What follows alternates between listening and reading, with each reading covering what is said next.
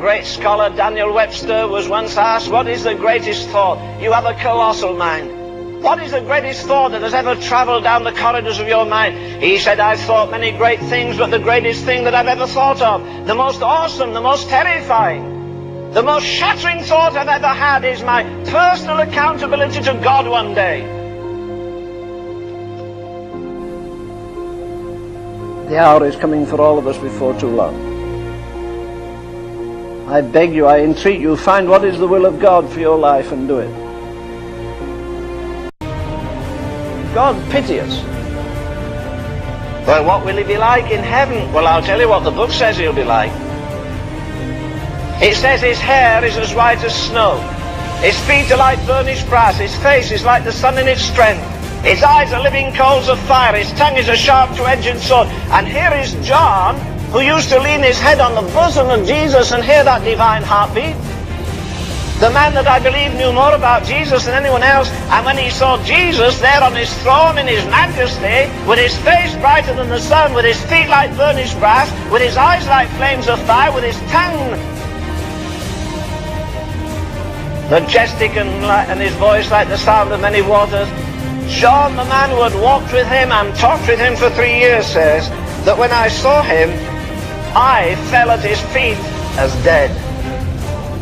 What do you think you and I are going to do? You know, Jesus, do you know how many years I served you and how many souls I won for you and how many sermons I preached for you?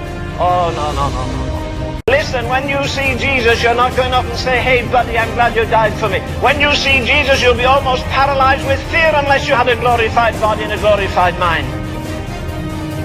Boy, we're in for trouble at the end of the line.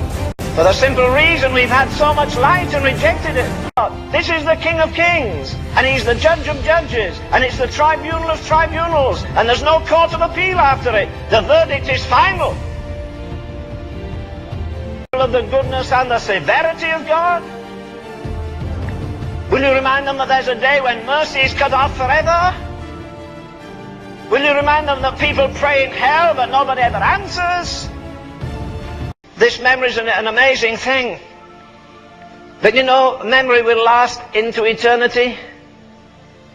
Oh, I don't think the redeemed will remember their sorrows and heartaches, but I'll tell you what, the unholy dead will remember every time somebody put a tract in their hand. They'll feel it through eternity and wish to God it was there. They remember that they heard their mother's prayers. They remember every sermon. They're going to remember everything, because one day a man in hell prayed.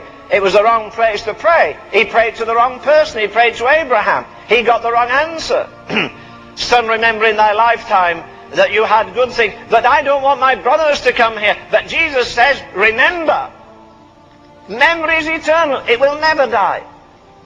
If you're an unsaved man 1,000 million years, you say, well, I came this morning, my wife wanted me to come, but I don't think I'll come again. I don't like this kind of stuff.